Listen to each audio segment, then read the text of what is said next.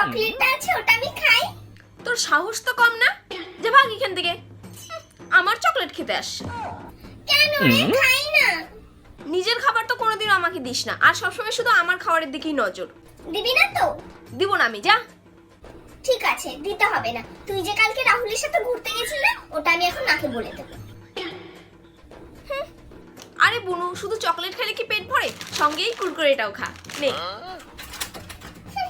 এই নে টাকাটা ধর। নিস্তালার কাকুর দোকান থেকে 1 কিলো চিনি আনতে বললো মা। আমি এখন খেলতে যাব, তুই চিনিটা নিয়ে আয়। আচ্ছা ঠিক আছে, তুই যা, আমি এনে দিচ্ছি। এই নে আমার হোমওয়ার্কগুলো করে দে, আর হ্যান্ডরাইটিংটা কিন্তু সেম আমার মতনই করবি। হোমওয়ার্কটাও এখন আমাকে দিয়ে করাবে, হারামি।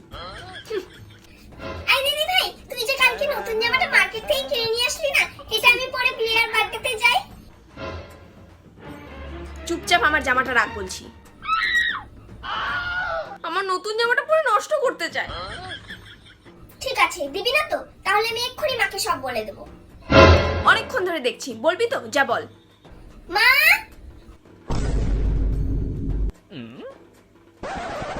আরে বুনু, রাগ করছিস কেন? আমার জামাটা তোরই, আমি তো একটু মজা করছিলাম। নে পর।